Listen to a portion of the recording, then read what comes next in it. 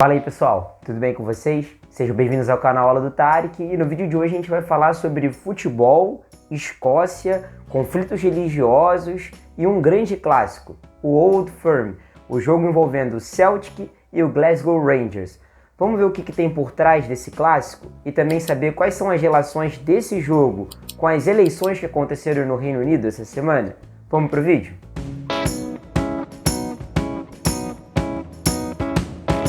Antes da gente responder as questões que eu enunciei na introdução do vídeo, eu gostaria de lembrar vocês que eu estou com a pré-inscrição para a nossa aula sobre História, Futebol e Identidades aberta. Então, eu coloco aqui na descrição do vídeo o formulário. Se você tem interesse nesse assunto, de saber mais sobre eventos relacionados à história do futebol e à construção de movimentos identitários, não deixe de se inscrever para que eu possa informar a você especificamente o dia e hora que nós estamos combinando para realizar essa grande aula, beleza? Estamos combinados?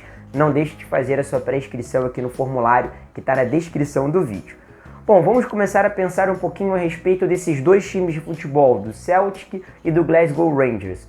O Celtic ele foi fundado dentro de uma igreja católica, na Catedral de St. Mary, lá na cidade de Glasgow, a principal cidade escocesa.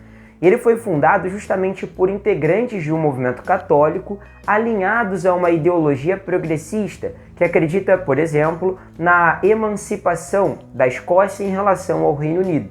E essa bandeira política e religiosa sempre acompanhou não apenas os torcedores desse time, do Celtic, como também os próprios jogadores, técnicos e dirigentes. Ao longo da história, durante o século XX, o time Celtic se notabilizou por orientar a contratação especialmente de jogadores, de técnicos, de dirigentes que fossem católicos, alinhados à causa nacionalista escocesa. Do outro lado, alguns anos depois, é formado o Glasgow Rangers, o time rival de Glasgow e que vai polarizar as relações político-ideológicas, bem como também religiosas, por representar o grupo dos protestantes escoceses.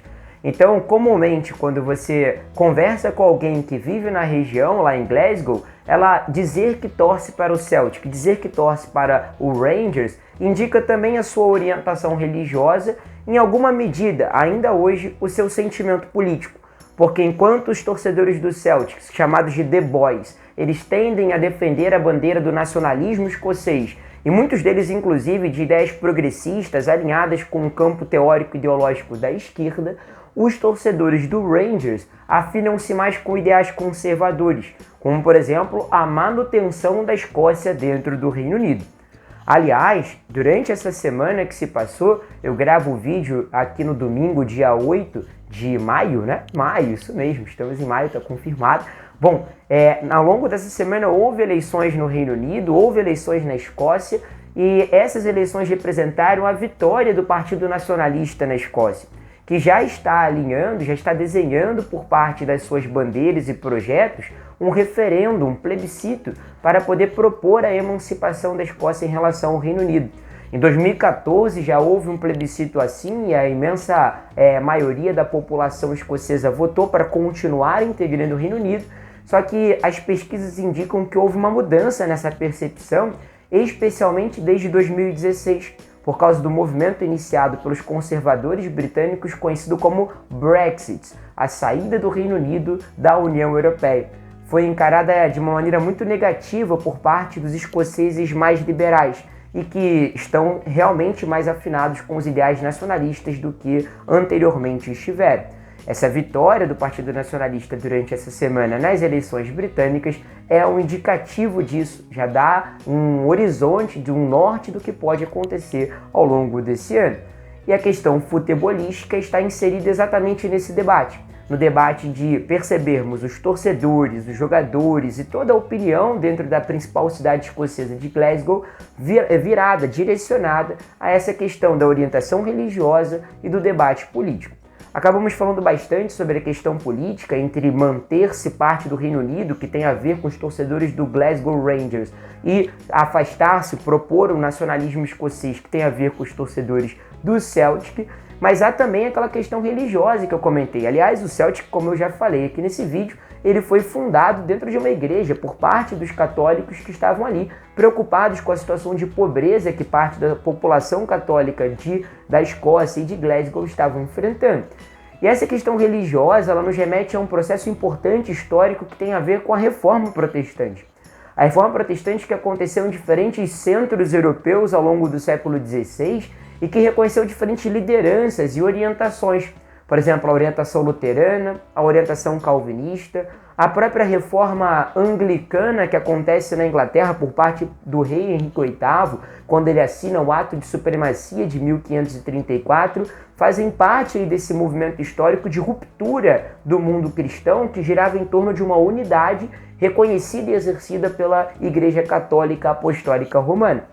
E o Reino Unido, a Grã-Bretanha como um todo, foi um dos lugares de maior difusão dos ideários religiosos protestantes, culminando em questões bastante intensas. Por exemplo, os católicos se viram proibidos de manifestar a sua fé na Inglaterra durante parte do século XVI e boa parte do século XVII.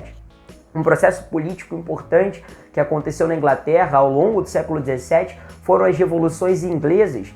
E as revoluções inglesas, além de terem questões da ordem política, de acabar com o absolutismo, de promover o Estado liberal burguês, também estavam envolvidas ali dentro de um ambiente religioso, um caldeirão religioso de pessoas que estavam querendo poder ter liberdade de manifestar a sua fé. E quando a gente chega ao século XIX, finalzinho do século XIX, início do século XX, com a fundação desses times, nós notamos que, para além das questões políticas que fazem com que haja um sectarismo entre os torcedores e também os próprios jogadores dos times Celtic e Rangers, existe por parte desses grupos, né, afinados com essas questões históricas, também a tensão religiosa. Então repare como estudar um pouquinho um grande clássico, como um clássico nacional, The Old Firm, nos ajuda a entendermos mais as questões da ordem política, da ordem religiosa que acontece nesse país.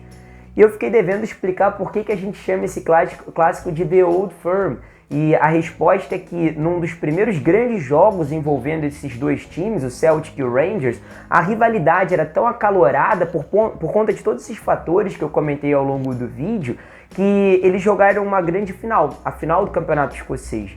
E nessa final, a final era programada para ter 2 jogos. No entanto, se no segundo jogo o resultado espelhasse o resultado do primeiro, seria necessário promover um terceiro jogo. E como a rivalidade fazia com que o público fosse muito aquecido, todo mundo quisesse assistir, ir ao estádio, os jogos eram lotados, houve uma intriga naquela ocasião de que os dois times haviam combinado repetir o resultado no segundo jogo do primeiro, para que pudesse acontecer um terceiro jogo, explorando essas rivalidades com fins de gerar caixa, de fazer com que pudesse ser feita uma maior arrecadação. E aí a provocação The Old Firm é como se eles fossem uma antiga empresa, uma antiga firma, um negócio só. Os dois times que são rivais por conta dessas percepções antagônicas por parte dos seus torcedores, mas que exploram essa rivalidade no sentido de fazer com que o clássico conseguisse gerar mais receita para ambas as equipes. Interessante conhecer mais a história desse jogo, não é verdade? Então se você gosta de histórias como essa, por favor, não deixe de curtir esse vídeo, de comentar e também de fazer a sua pré-inscrição. Lembre-se que não há nenhum tipo de compromisso de participar do aulão, mas essa pré-inscrição é para que me dê uma ideia de se vale realmente a pena levar adiante o projeto, bem como também os dias e horários que serão melhores para aqueles que são interessados em participar. Beleza? Então faça sua pré-inscrição clicando aqui no formulário e deixe seu like, compartilhe o vídeo, ajude o canal a alcançar cada vez mais inscritos. Valeu, galera. Até o próximo vídeo do canal Aldo Tarek. Um beijo grande. Tchau, tchau.